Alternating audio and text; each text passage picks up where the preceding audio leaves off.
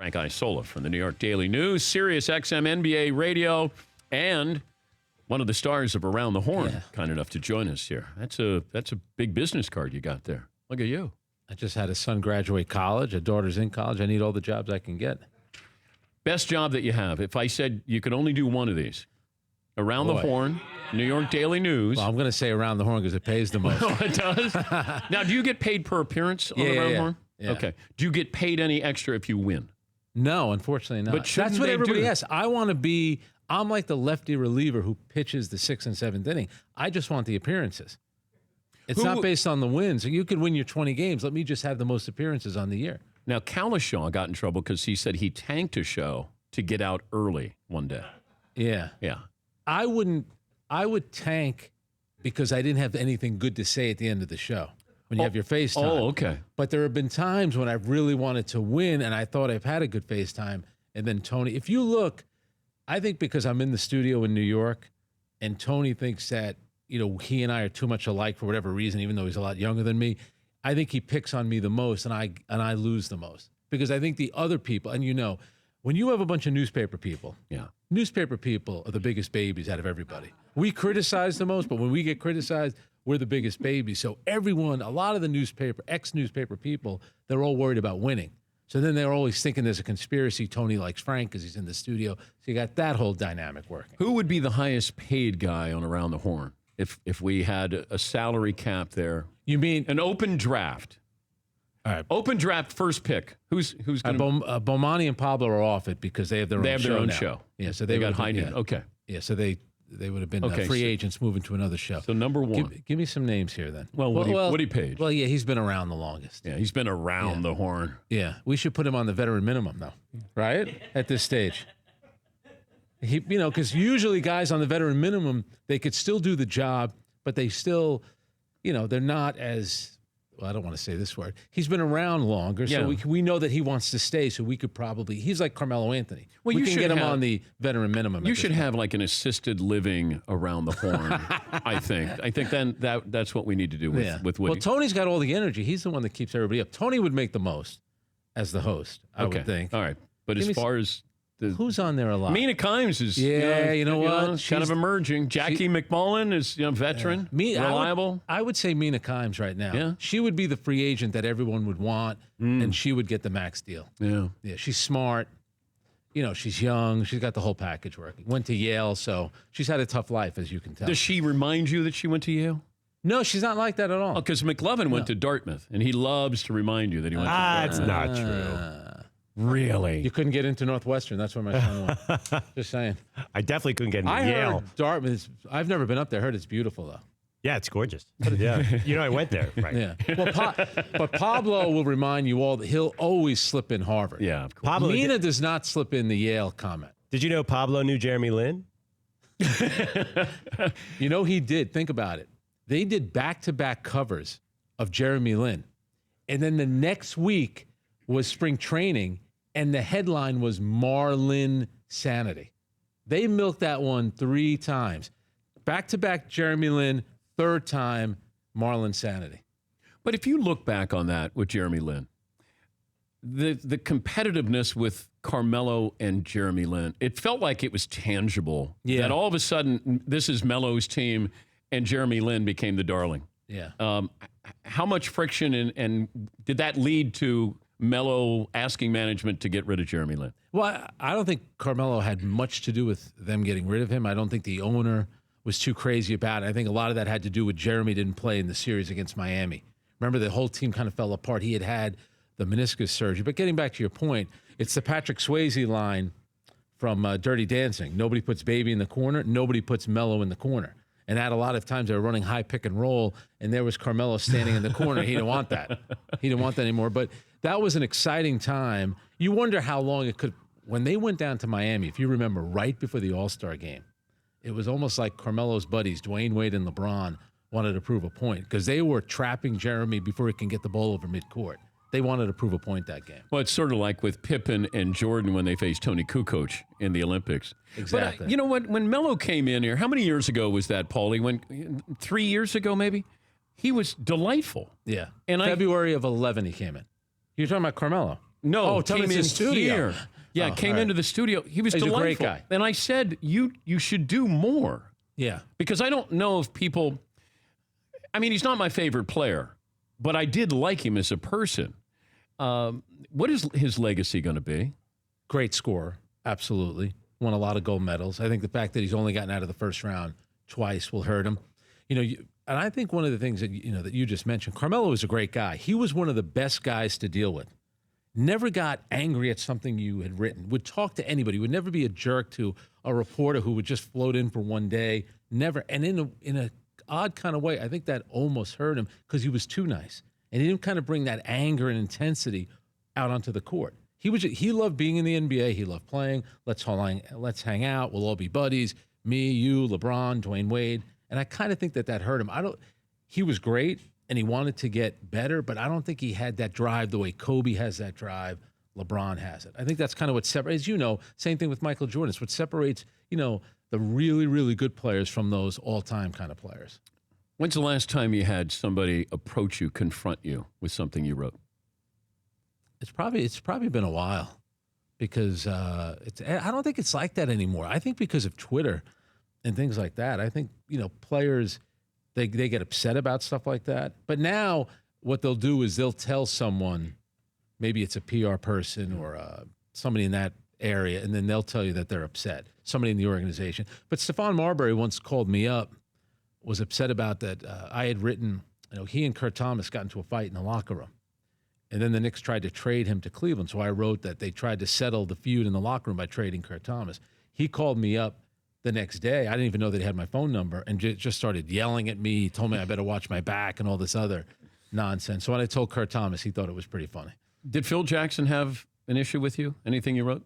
Yeah, he was really upset. He had told me at one point, he reached out to me right after his introductory press conference, and he said, hey, at some point we'll sit down. So I let it go. I said, yeah, no problem. And then maybe a year later, I'd sent him an email, and he said, we can do that once your tweets and your stories improve. Oh, boy.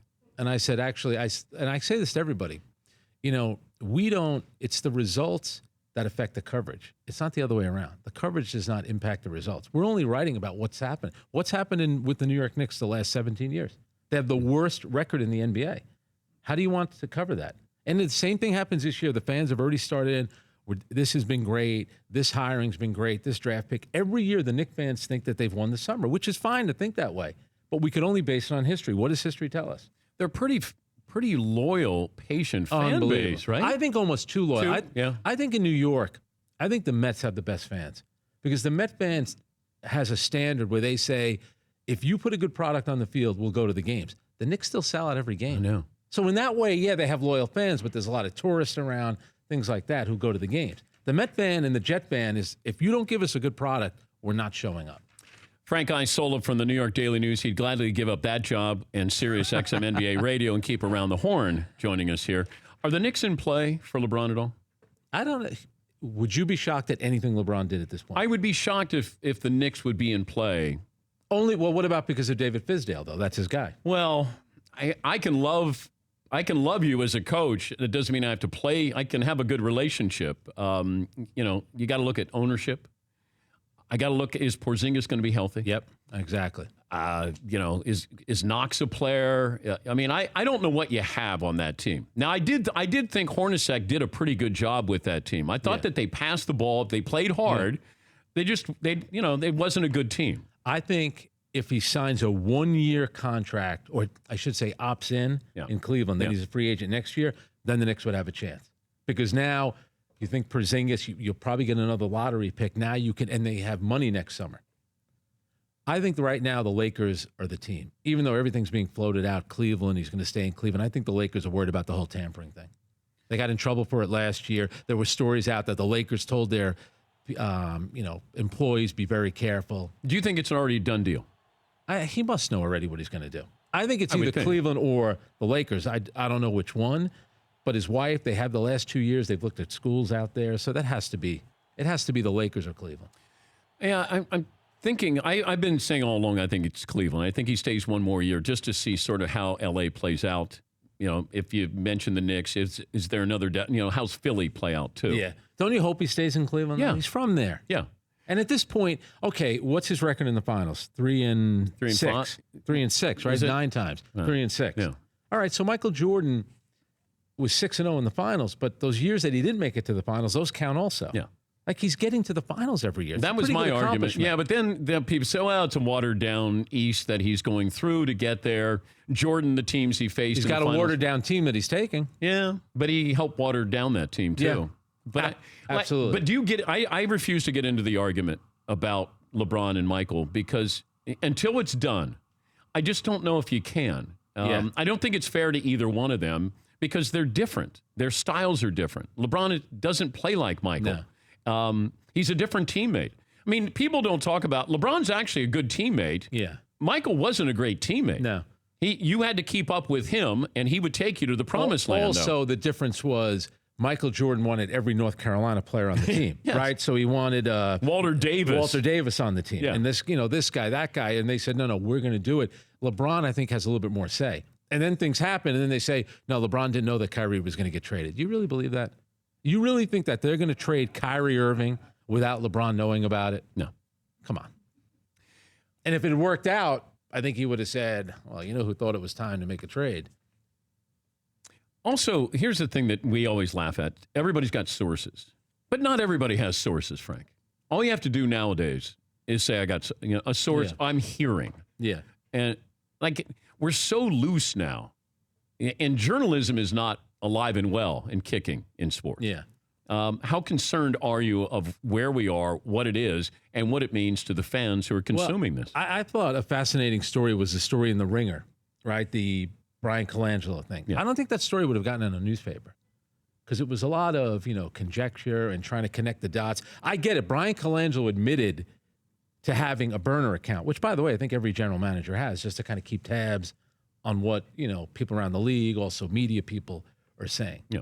But that did go to another level with then it got connected to his wife somehow. And my thing was, all right, so now we're going to kill, let's say it was his wife, for argument's sake, who's tweeting out to how many people followed that account? 50? She could reach more people opening the window here and yelling out, yeah, go ask Jahlil Okafor about failing his physical. Yet, we've already read a story from the Sixers since Brian Colangelo's been fired that people in the organization did not want them to draft Markelle Fultz.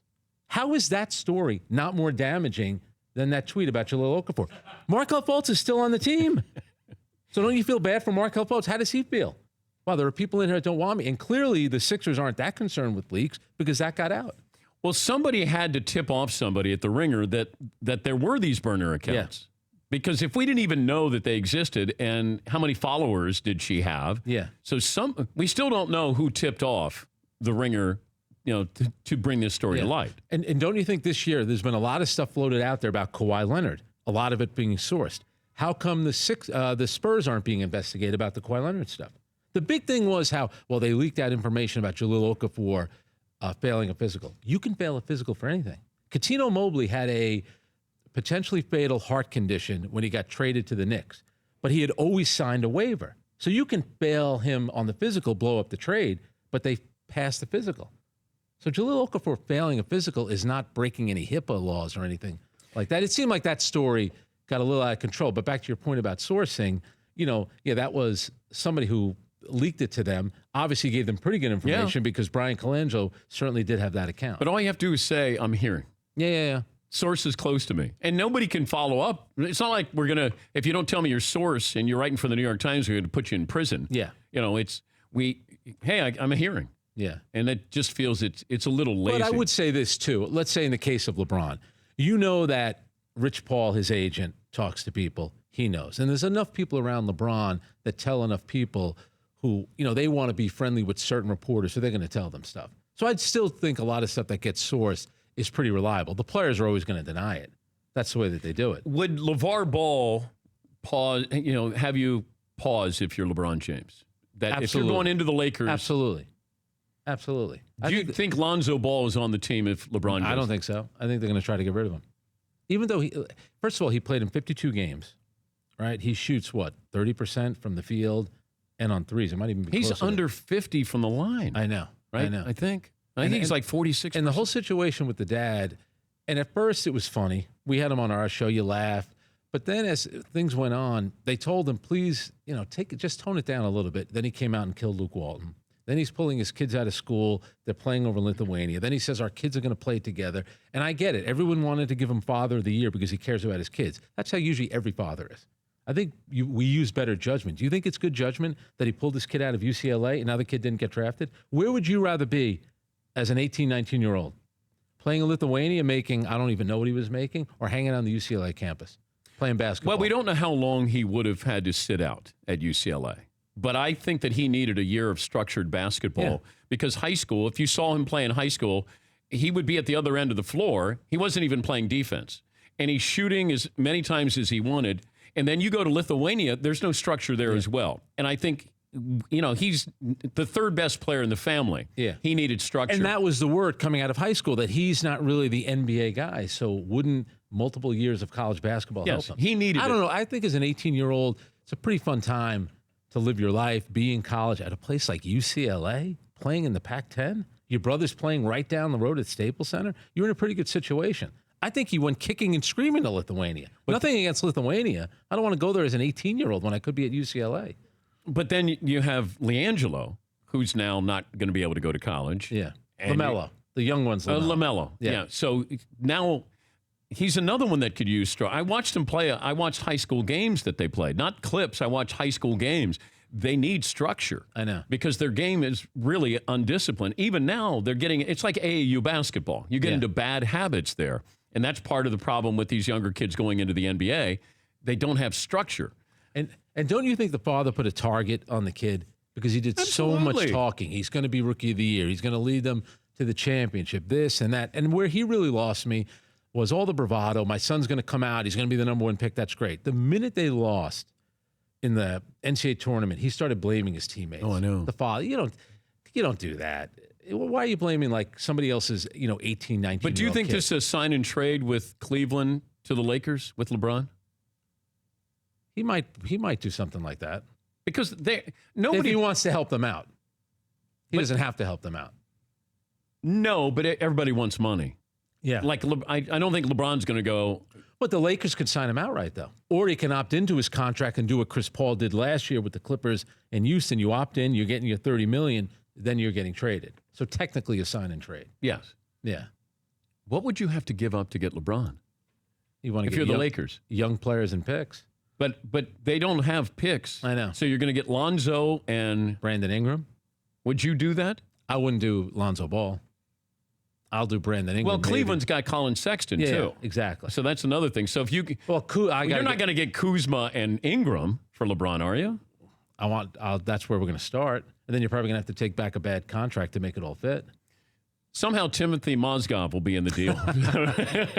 Poor Andrew Timothy. Bynum. Former Knick. Oh, yeah. Timothy They're Mozgov. all. Okay, if you went back and you changed one move, draft pick move, whatever, for the Knicks, you can change one. Which one would you change? You know what they should have done? Donnie Walsh, Mike D'Antoni were in love with Steph Curry. They knew that. They should have done anything they could to trade up in front of the Golden State Warriors. They should have trusted their instincts on that one. You think that's the one move? They love Steph Curry. Mike D'Antoni. Did they try to trade up? Maybe they did, but come on. You could have, knowing what you know now, you should have done anything you could to get him. That's like a different level. Are you on Around the Horn today? Yes, I am. So check your local listings, Dan. I mean, you could give a shout out. You should guest host. Guest host on Would you Around ever the do Horn. that? Would I guest host on Around the Horn? If Tony Reale asked, then I would consider that. All right. Yeah. It's not that easy. It's not like hosting SportsCenter. That's like a dime a dozen. You have to, mute button, give points. This is real work. I mean, it's a tough 22 minutes that you have to deal with there. I mean, you should see the pretty crazy there. God, 22 minutes. Wow. Yeah. This is, it's not like sitting in a palace like you have it's here. It's exhausting to do 22 minutes of taped TV. Well, remember one thing, and I brought it up before, high maintenance newspaper people. Oh, I know that. Biggest babies out of everyone in the media. I don't know if I would give you guys any points. You don't have to. The score might be like 7-5. And here's the thing about the show. They accuse me all the time of being a homer, which I'm not, but Bill Plaschke's all He's about the biggest LA. homer. It's unbelievable. Yeah, he is. He is. He's Mr. Dodger, Mr. Laker. I mean, Boston people. I mean, Jackie's pretty Could you take unbiased. everybody on Around the Horn? In a fight? Like in the octagon. Let me see. Like Plaschke looks like he's a wrestler. I bet he was a wrestler in high school. Sarah Spain was a heptathlete. Sarah Spain is probably the best athlete on there. Yeah. I like Sarah Spain. I walked on. I spent 1 year at Maryland. Walk on the soccer team. And then just kept walking? Yeah. Like, hey, They told Frank. me to keep walking. Hey, Frank. See you later. They told me to keep walking, go away. It was a walk past. And when I was on the team, they weren't good. Now they're like a national power. Yeah. So Taylor Twellman broke all my records. You watch the Premier League on NBC? The Premier League. Premier League. Yeah. Do you watch Rebecca it? Lowe. Unbelievable host. Yes, she's great. They Wonderful. do a great job. I've actually been to that the old shampoo factory up there to watch them do the show. That's how much I like. The NBC Sports. Yes, beautiful. It was the shampoo factory. Yeah, that's what it used to be, right? I don't know. Yeah. I have no I idea. know that you work for NBC. All right. You never know. Thank you, Frank. He's Frank Thank you. Isola, and he says LeBron is going to the Lakers. You did. Hopefully Cleveland. You got sources? Yes. Are you hearing? Hearing? Word on the street. Frank on Around the Horn tonight, and if he wins, a nice shout out to the Dan Patrick Yes. Show, I think would be in order. That'd be Yes. nice, Frank. That's And absolutely. check with Reality if he wants me to host Around the Horn. I'd be Done more than deal. happy to sit Talk in. to your people at NBC. My He'll people? talk to his people at ESPN. I don't have people, so I I think can't get involved. he'd have to talk to his people at ESPN. That would be the key. That'd be a big. It'd be a big coup. It'd be a big ratings. It'd be a bonanza. I better not get in trouble for talking about people on Around the Horn. I won't get in trouble. Edit that out. Okay, yeah, we will. For more Dan Patrick Show, tune to Audience Channel 239 on DirecTV or download the Dan Patrick Show app.